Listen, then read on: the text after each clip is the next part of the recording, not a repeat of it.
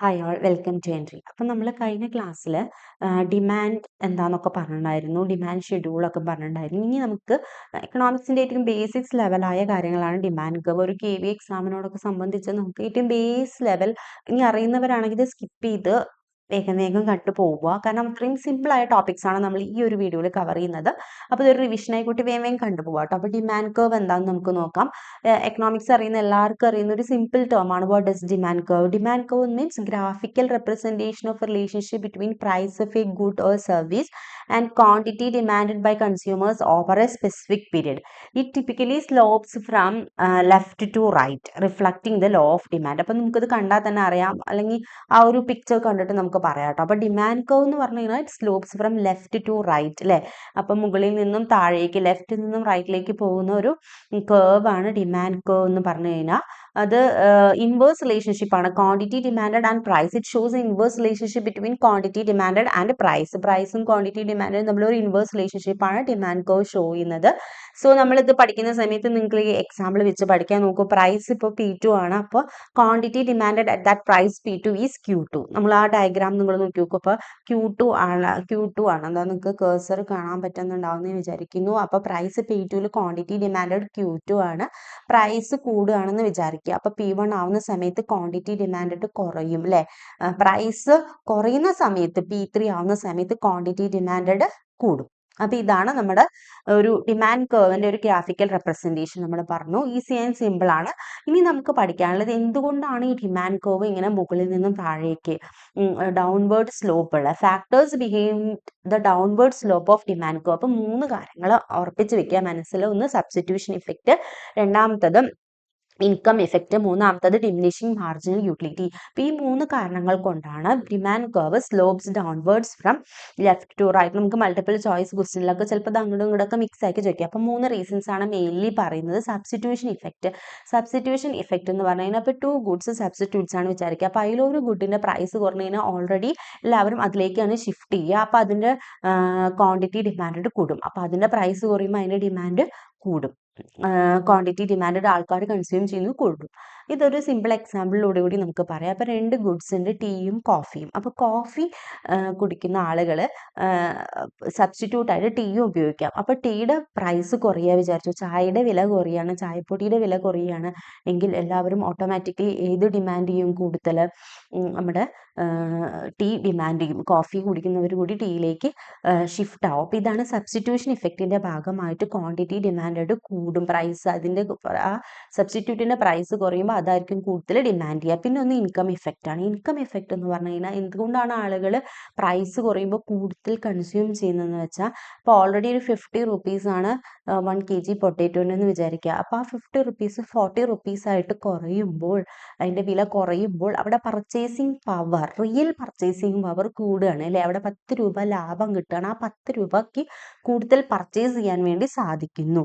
Then diminishing marginal utility. വേറൊരു കാര്യം എന്താണെന്ന് വെച്ചാൽ, ഡിമിനിഷിങ് മാർജിനൽ യൂട്ടിലിറ്റി കൊണ്ടുകൂടി ഡൗൺവേർഡ് സ്ലോപ്പ് ഉണ്ടാവും. അതായത് as consumers purchase more of a good, the additional satisfaction from each extra unit decreases leading them to buy only more at lower prices. അതായത് diminishing margin utility എന്ന് പറയുന്ന ഒരു concept ഉണ്ട്. അപ്പോൾ കൂടുതൽ കൂടുതൽ പർച്ചേസ് ചെയ്യുമ്പോഴും നമ്മുടെ സാറ്റിസ്ഫാക്ഷൻ കുറഞ്ഞു വരും. അപ്പോൾ ഒരു പെർട്ടിക്കുലർ ലെവലിൽ പ്രൈസ് കുറഞ്ഞാൽ മാത്രമേ വീണ്ടും അവർ കൂടുതൽ ഡിമാൻഡ് ചെയ്യുള്ളൂ എന്നൊരവസ്ഥ വരും. അപ്പം അങ്ങനെയുള്ള കാരണങ്ങൾ കൊണ്ടൊക്കെയാണ് ഡിമാൻഡ്. 3 കാരണങ്ങൾ ഏതൊക്കെയാണ്? Substitution effect, income effect, diminishing marginal utility. Diminishing marginal utility കൺസെപ്റ്റിൽ പറയുന്നത് എന്താ വെച്ചാൽ, ഓൾറെഡി നമ്മുടെ സാറ്റിസ്ഫാക്ഷൻ ലെവൽ കുറഞ്ഞുകൊണ്ടേയിരിക്കും. സോ പിന്നെയും നമ്മളത് കൺസ്യൂം ചെയ്യണമെങ്കിൽ അതിൻ്റെ വിലയെങ്കിലും കുറയണം. അപ്പോഴാണ് നമ്മൾ ആ ഒരു പെർട്ടിക്കുലർ സാധനം കൺസ്യൂം ചെയ്യുള്ളൂ. അപ്പോൾ അത് ക്ലിയർ ആയെന്ന് വിചാരിക്കും. നമ്മൾ വളരെ സിമ്പിളായിട്ട് ഡിമാൻഡ് കർവ് എന്താണെന്ന് പറഞ്ഞു, factors behind Y these demand curve slopes downwards എന്നുള്ള കാര്യവും നമ്മൾ പറഞ്ഞു. ഇനി അടുത്ത് നമുക്ക് പഠിക്കാനുള്ളത് മൂവ്മെന്റ് അലോങ് ഡിമാൻഡ് കർവ് ആണ്. അതായത് ഇത് refers to the change in quantity demanded of a good due to change in its price. അപ്പോൾ അതായത് ഒരു സാധനത്തിൻ്റെ വില കുറയുന്നത് കൊണ്ട് ഡിമാൻഡിൽ വരുന്ന മാറ്റം. അപ്പോൾ വില കുറയുന്നത്, വിലയല്ലാതെ വേറെ കുറേ അധികം ഘടകങ്ങൾ ഡിമാൻഡിനെ സ്വാധീനിക്കുമെന്ന് നമ്മൾ ഓൾറെഡി പറഞ്ഞിരുന്നു അല്ലേ. അതായത് ടേസ്റ്റ് ആൻഡ് പ്രിഫറൻസ് അല്ലേ, പോപ്പുലേഷൻ, അങ്ങനെ പല അധികം ഘടകങ്ങൾ ഇൻകം ഓഫ് ദ കൺസ്യൂമർ ഡിമാൻഡിനെ ബാധിക്കും. അപ്പോൾ വിലയിലെ മാറ്റം കൊണ്ട് ഡിമാൻഡിൽ മാറ്റം വരുന്നതാണ് movement along demand curve. Okay, due to change in price of a good. Movement along the demand curve occurs only due to change in price of a good. Okay, ഇതൊക്കെ സിമ്പിൾ കൺസെപ്റ്റ് ആണ്. ഇതിൽ നമുക്ക് പഠിക്കാനുള്ളത് എക്സ്റ്റൻഷനും കോൺട്രാക്ഷനും. ഇതാണ് നമുക്ക് എത്ര അറിയെങ്കിലും ചിലവരൊക്കെ ചെറിയൊരു തെറ്റ് വരുത്തുന്ന ഒരു ഭാഗം. അപ്പോൾ മൂവ്മെന്റ് അലോങ് ഡിമാൻഡ് കർവിൽ എക്സ്പാൻഷൻ ഓഫ് ഡിമാൻഡും ഉണ്ട്, കോൺട്രാക്ഷൻ ഓഫ് ഡിമാൻഡും. Expansion of demand, extension of demand എന്നൊക്കെ പറഞ്ഞു കഴിഞ്ഞാൽ നോക്കൂ, താഴേക്ക് തന്നിട്ടുണ്ട്. അതായത് വില കുറയുന്നത് കൊണ്ട് ഡിമാൻഡ്, ക്വാണ്ടിറ്റി ഡിമാൻഡിൽ മാറ്റം വരുന്നതെയാണ് എക്സ്പാൻഷൻ ഓഫ് ഡിമാൻഡ് എന്ന് പറയുന്നത്. അപ്പോൾ നോക്കൂ, 3000 ആയിരുന്നു പ്രൈസ്, അത് പ്രൈസ് കുറഞ്ഞ് 2000 ആയപ്പോൾ നമ്മുടെ ക്വാണ്ടിറ്റി ഡിമാൻഡ് 5 കിലോഗ്രാമിൽ നിന്ന് 5 മില്യൺസിൽ നിന്നും 6 മില്യൺസിലേക്കായി കൂടി.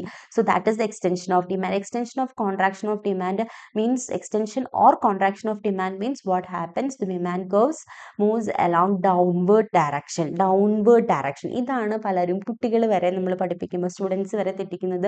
എക്സ്പാൻഷൻ എന്ന് പറയുമ്പോൾ കൂടിയല്ലേ, അപ്പോൾ പിന്നെ എന്താ അത് താഴോട്ട് വരുന്നത്? പക്ഷേ ഇവിടെ ക്വാണ്ടിറ്റി ഡിമാൻഡഡ് ആണ് കൂടുന്നത്, പ്രൈസ് കുറയുന്നു, അതുകൊണ്ടാണ് ഡിമാൻഡ് കർവ് താഴോട്ടാണ് വരുന്നത് കേട്ടോ. ചിലവർ എക്സ്പാൻഷൻ എന്നൊക്കെ പറയുമ്പോൾ മുകളിലോട്ട് എന്ന് ചിന്തിച്ച് എപ്പോഴും തെറ്റ് വരുത്തുന്ന ഒരു ഭാഗം. Okay, clear.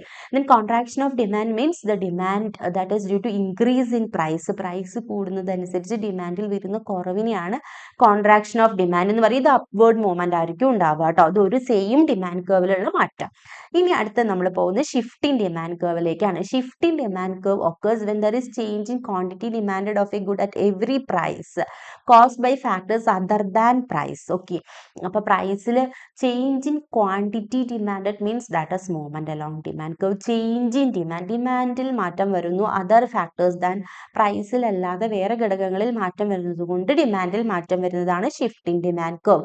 Shifting demand curve കുറെ അധികം കാരണങ്ങൾ കൊണ്ട്, നമുക്ക് പ്രൈസ് അല്ലാതെ നോക്കുമ്പോൾ കൺസ്യൂമറിന്റെ income, preference and taste, price of related goods, substitute ഗുഡ്സിലോ കോംപ്ലിമെന്ററി ഗുഡ്സിലോ മാറ്റം വരുന്നത് കൊണ്ട് ഡിമാൻഡിൽ മാറ്റം വരുന്നു. Population size, expectations of future prices or income, seasonal changes or trends, ഇതൊക്കെ കാരണം കൊണ്ട് ഡിമാൻഡിൽ മാറ്റം വരുന്നതിനെയാണ് ഷിഫ്റ്റിംഗ് ഡിമാൻഡ് കർവ് എന്ന് പറയുന്നത്. ഓക്കെ, ഇനി ഡയറക്ഷൻ ഓഫ് ഷിഫ്റ്റ്, റൈറ്റ് വേർഡിലേക്കും ലെഫ്റ്റ് വേർഡിലേക്കും ഡിമാൻഡ് ഷിഫ്റ്റ് ചെയ്യും, ഡിമാൻഡ് കർവ് ഷിഫ്റ്റ് ചെയ്യും കേട്ടോ. അപ്പോൾ അതിന് ഇൻക്രീസ് ഇൻ ഡിമാൻഡ്, റൈറ്റിലേക്ക് ഷിഫ്റ്റ് ചെയ്യുമ്പോൾ ഇൻക്രീസ് ഇൻ ഡിമാൻഡ് എന്നും ലെഫ്റ്റിലേക്ക് ഷിഫ്റ്റ് ചെയ്യുമ്പോൾ ഡിക്രീസ് ഇൻ ഡിമാൻഡ് എന്നും പറയും. ഒരു കാര്യം ഇവിടെ ആലോചിക്കുന്നത്, പ്രൈസിൽ മാറ്റം വരുന്നില്ല, ഫാക്ടേഴ്സ് അതർ ദാൻ പ്രൈസിലാണ് മാറ്റം വരുന്നത് കേട്ടോ. ഇപ്പോൾ ലാർജർ ക്വാണ്ടിറ്റി ഓഫ് ഡിമാൻഡ്, ആളുകൾ ഈ വരുമാനം കൂടുന്നതനുസരിച്ച് ഡിമാൻഡിൽ വർധനവ് ഉണ്ടാകും. അത് നോർമൽ ഗുഡ്സ് ഉണ്ട്, നമുക്ക് ഇക്കണോമിക്സിൽ നോർമൽ ഗുഡ്സ് ഉണ്ട്, ഇൻഫീരിയർ ഗുഡ്സ് ഉണ്ട്, അതൊക്കെ നിങ്ങൾക്ക് പതിയെ പതിയെ നമുക്ക് പറഞ്ഞു പോവാം. ഓക്കെ, അപ്പോൾ റൈറ്റ് വേർഡ് ഷിഫ്റ്റിംഗ് ഡിമാൻഡും ലെഫ്റ്റ് വേർഡ് ഷിഫ്റ്റിംഗ് ഡിമാൻഡ്. അപ്പോൾ രണ്ട് കാര്യങ്ങളാണ് നമ്മൾ ഡിമാൻഡ് കർവിൽ പഠിച്ചത്, മൂവ്മെന്റ് അലോങ് ഡിമാൻഡ് കർവും ഷിഫ്റ്റിംഗ് ഡിമാൻഡ് കർവും. മൂവ്മെന്റ് അലോങ് ഡിമാൻഡ് കർവിൽ ചേഞ്ച് ഇൻ ക്വാണ്ടിറ്റി ഡിമാൻഡഡ് എന്നും ചേഞ്ച് ഇൻ ഡിമാൻഡ് എന്ന് പറയുമ്പോൾ ഷിഫ്റ്റിംഗ് ഡിമാൻഡ് കർവിനെയാണ് പറയുന്നത്.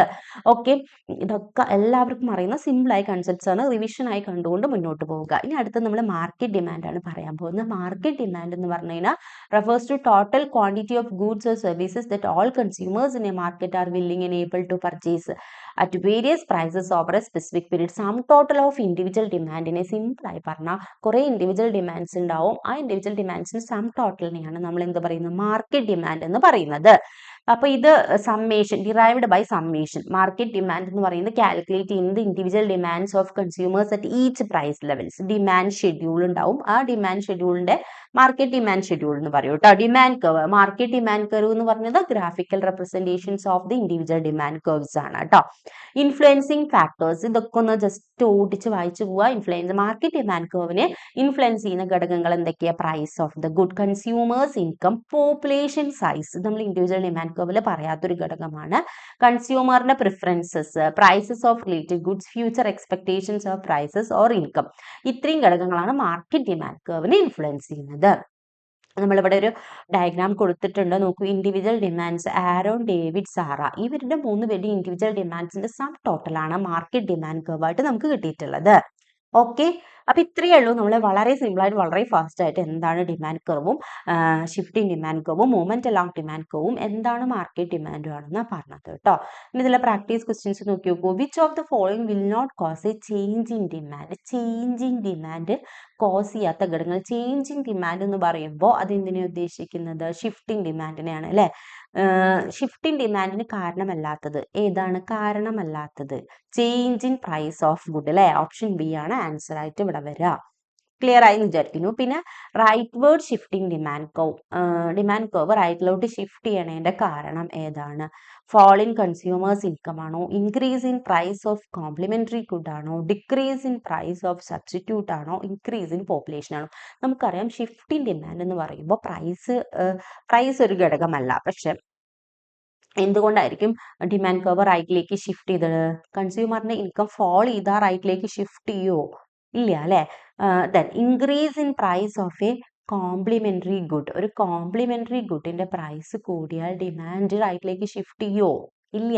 കോംപ്ലിമെന്ററി ഗുഡ് എന്ന് പറഞ്ഞാൽ എന്താ? അപ്പം നമ്മൾ ഓൾറെഡി പറയുന്ന സമയത്ത് പറയാം, രണ്ട് ഗുഡ്സ്. അപ്പോൾ റൈറ്റ് ഷൂവും ലെഫ്റ്റ് ഷൂവും ഒരു കോംപ്ലിമെന്ററി ഗുഡാണ്. രണ്ടും ഒരുമിച്ച് ഉപയോഗിക്കാൻ പറ്റുള്ളൂ. കാറും പെട്രോളും അങ്ങനെയുള്ള കാര്യങ്ങൾ അല്ലേ? അപ്പോൾ അതിൽ ഒരെണ്ണത്തിന്റെ വില കൂടി എന്ന് വിചാരിക്കുക. അപ്പോൾ കാറിന്റെ വില കൂടിയാൽ ഡിമാൻഡ് ഷിഫ്റ്റ് ചെയ്യോ റൈറ്റിലേക്ക്? ഇല്ല. Decrease in price of a substitute good. ഒരു സബ്സ്റ്റിറ്റ്യൂട്ട് ഗുഡിന്റെ വില കുറഞ്ഞു വിചാരിക്കുക, അപ്പോൾ ഷിഫ്റ്റ് ചെയ്യോ? ഇല്ല. ഇൻക്രീസ് ഇൻ പോപ്പുലേഷൻ ആണ് ആൻസർ കേട്ടോ. ഡിമാൻഡ് റൈറ്റിലേക്ക് ഷിഫ്റ്റ് ചെയ്യാനുള്ള ഒരു കാരണം എന്താണ്? Increase in population. അതായത് ജനസംഖ്യ കൂടുമ്പോൾ ഡിമാൻഡ് റൈറ്റിലേക്ക് ഷിഫ്റ്റ് ചെയ്യുന്നു. ദെൻ വിച്ച് ഓഫ് ദ, അതായത് കൂടുതൽ ഡിമാൻഡ് ചെയ്യേണ്ട ആവശ്യം വരും, അതുകൊണ്ട് അത് റൈറ്റിലേക്ക് ഷിഫ്റ്റ് ചെയ്യുന്നു. Which of the following is not a determinant of market demand? Market ഡിമാൻഡിന്റെ ഡിറ്റർമിനന്റ് അല്ലാത്തത് ഏതാണ്? നമ്പർ ഓഫ് ബയേഴ്സ് ഡിറ്റർമിനന്റ് ആണ് അല്ലേ? കൂടുതൽ ബയേഴ്സ് ഉണ്ടെങ്കിൽ അത് മാർക്കറ്റ് ഡിമാൻഡ് എന്ന് പറഞ്ഞാൽ സം ടോട്ടൽ ഓഫ് ഇൻഡിവിജ്വൽ ബയേഴ്സിന്റെ ഡിമാൻഡാണ്. അപ്പോൾ അതാണ്. Then income levels of the consumers determinant ആണ്. Technology used in production determinant ആണോ? മാർക്കറ്റ് ഡിമാൻഡ് കർവിന്റെ ഡിറ്റർമിനന്റ് ആണോ? Prices of related goods determinant ആണ്. അപ്പോൾ ഇവിടെ ഡിറ്റർമിനന്റ് അല്ലാത്തത് ടെക്നോളജി യൂസ്ഡ് ഇൻ പ്രൊഡക്ഷൻ ആണ്. അപ്പോൾ നമുക്ക് ഈ ക്വസ്റ്റ്യൻസ് തന്നെ നിങ്ങൾക്ക് മനസ്സിലാവും, സിമ്പിൾ ടേംസ് ആണ്, നമുക്ക് അറിയാം എന്ന് വിലയിരുത്തിക്കൊണ്ട് മുന്നോട്ട് പോകരുത്. അതൊന്ന് റിവിഷൻ പോലെ നോക്കുക. അപ്പം നമുക്ക് സിമ്പിളായ പോയിന്റ്സ് കൂടി നമുക്ക് കിട്ടും. നെക്സ്റ്റ് ക്ലാസ്സിൽ നമ്മൾ വേറൊരു ടോപ്പിക്കുമായിട്ട് കാണാം. Okay, thank you.